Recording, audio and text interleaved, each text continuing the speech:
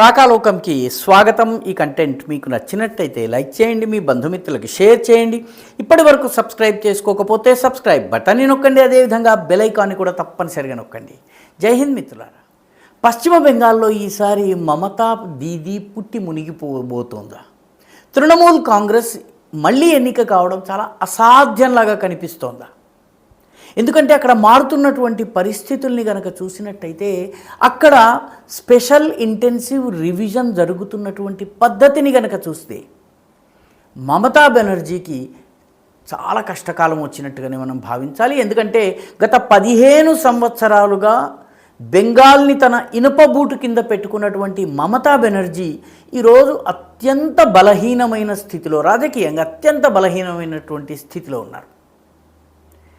ఎందుకంటే special intensive రివిజన్లోని మొదటి 2 విడతల ఎన్నికలలోనే పశ్చిమ బెంగాల్లో ఉన్నటువంటి దాదాపు అన్ని అసెంబ్లీ నియోజకవర్గాల్లో భారీగా దొంగ ఓట్లు, చనిపోయిన వాళ్ళ ఓట్లు, వేరే చోటికి వెళ్ళిపోయినటువంటి వాళ్ళ ఓట్లు, 2-3 చోట్ల పేర్లు ఉన్నటువంటి వాళ్ళ ఓట్లు, అనుమానాస్పదమైనటువంటి పౌరసత్వం కలిగినటువంటి వాళ్ళ ఓట్లు, సరైనటువంటి పత్రాలు సమర్పించలేని వాళ్ళ ఓట్లను తీసిన తరువాత దాదాపుగా ప్రతి నియోజకవర్గానికి 19-20 వేల ఓట్ల తేడా వస్తుంది.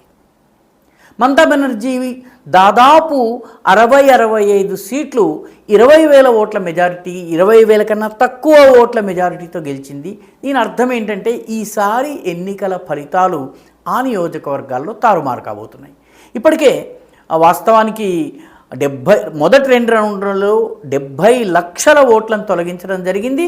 ఫస్ట్ డెలీట్, డిపోర్ట్, అదే డెడ్, ఆ తర్వాత డిపోర్ట్ అయినటువంటి వాళ్ళు, షిఫ్ట్ అయినటువంటి వాళ్ళు, వీళ్ళందరివి 58 లక్షలు తొలగించారు.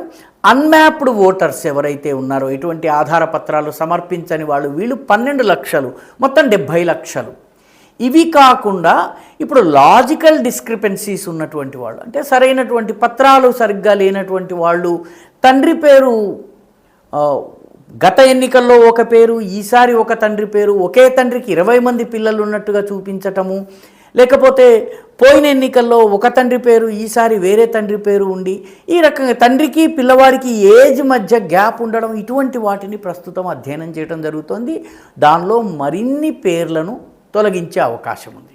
అంటే ఇప్పటికీ కూడాను 1,26,00,000 మంది ఓటర్ల పేర్ల వెరిఫికేషన్ జరుగుతుంది, వాళ్ళ పత్రాల వెరిఫికేషన్ జరుగుతుంది. ఈ వెరిఫికేషన్ చేయటం కోసము 8,500 మంది ప్రభుత్వ సిబ్బందిని కేటాయించమని సుప్రీంకోర్టు చెప్పిన, ఎన్నికల సంఘం చెప్పినా కూడా మమతా బెనర్జీ వినలేదు. ఎందుకంటే ఈ 1,26,00,000లో సగం మంది పోయినా కూడాను మమతా బెనర్జీ నమోదు చేయించినటువంటి అనుమానాస్పదమైనటువంటి, సందేహాస్పదమైనటువంటి ఓటర్లు పోయే ప్రమాదం ఉంది.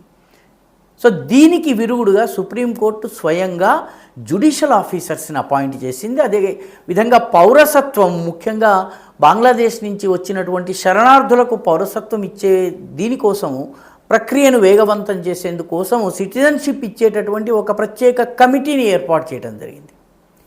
ఈ జ్యుడిషియల్ ఆఫీసర్స్ రంగంలో దిగిన తర్వాత బయటపడుతున్నటువంటి విషయం ఏంటంటే, పత్రాలు చాలామంది సమర్పించారు, కానీ ఆ పత్రాలు ఏఐ జనరేటెడ్, ఆర్టిఫిషియల్ ఇంటెలిజెన్స్ ద్వారా జనరేట్ చేసిన పత్రాలు, అంటే ఫేక్ పత్రాలు. వీటిని అప్లోడ్ చేసినటువంటి ఎలక్ట్రల్ రిజిస్ట్రేషన్ ఆఫీసర్స్ కానీ, అసిస్టెంట్ ఎలక్ట్రల్ రిజిస్ట్రేషన్ ఆఫీసర్స్ కానీ, వీళ్ళ మీద చర్యలు ఉండబోతున్నాయి.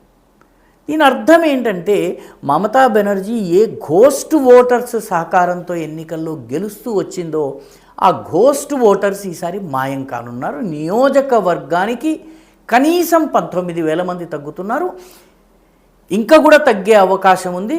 ఎందుకంటే దాదాపు ఒక 30-35 సీట్లలో మమతా బెనర్జీకి చెందినటువంటి పార్టీ అభ్యర్థులు 50,000 కన్నా ఎక్కువ ఓట్ల మెజారిటీతో గెలిచారు. ఈసారి ఆ పరిస్థితి ఉండకపోవచ్చును. చాలా నియోజకవర్గాల్లో పోటాపోటీ పరిస్థితి రావచ్చును. బీజేపీ నెగ్గి వచ్చి మమతా బెనర్జీ ఓడిపోయినా కూడా ఆశ్చర్యపోవాల్సింది లేదు. మమతా బెనర్జీ యొక్క సొంత అసెంబ్లీ నియోజకవర్గంలో 45,000 ఓట్లను తొలగించడం జరిగింది. కాబట్టి ఇవన్నీ కూడాను ఈ స్పెషల్ ఇంటెన్సివ్ రివిజన్లో ఘోస్ట్ ఓటర్స్, లేని ఓటర్లను ఉన్నట్టుగా చూపించి దొంగ ఓట్లు వేయించి నెగ్గేటటువంటి అవకాశాలు పూర్తిగా ఈసారి తగ్గుతున్నాయి. రెండవది, బీజేపీ కూడాను 9 ప్రాంతాల నుంచి ఏకకాలంలో పరివర్తన యాత్రని నిర్వహిస్తోంది. ప్రతి ఓటర్ని కలవాలి, ప్రతి ఓటర్కి బీజేపీ గురించి చెప్పాలి, బీజేపీ గుర్తు గురించి చెప్పాలి, బెంగాల్ సమస్యల గురించి చెప్పాలని చెప్పి ఏకకాలంలో ఈ 9 యాత్రలు బయలుదేరుతాయి. ఇవన్నీ చివరికి కోల్కతాకి వచ్చి అక్కడ ఒక పెద్ద భారీ ర్యాలీ, దానిలో ప్రధానమంత్రి మోదీ మాట్లాడబోతున్నారు. మొత్తానికి బీజేపీ కూడాను ఏక్ ధక్కా ఔర్ దో అన్నటువంటి పట్టుదలతో పనిచేస్తోంది. మమతా బెనర్జీకి కూడాను ఓటర్ల జాబితాలో ఈ ఘోస్ట్ ఓటర్ల తొలగింపు అనేది చాలా పెద్ద తలనొప్పిగా మారింది. ఇది వచ్చే ఎన్నికల్లో, త్వరలో జరగబోయే ఎన్నికల్లో ఫలితాలను తారుమారు చేసేటటువంటి అవకాశం ఉండడంతో తృణమూల్ కాంగ్రెస్, అదేవిధంగా మమతా బెనర్జీ చాలా బెంగతో ఉన్నారు, కంగారులో ఉన్నారు. మీకు నచ్చినట్టయితే లైక్ చేయండి, షేర్ చేయండి, ఈ ఛానల్కు సబ్స్క్రైబ్ చేయండి, మీ అభిప్రాయాన్ని కమెంట్ల రూపంలో తప్పనిసరిగా పంపించండి.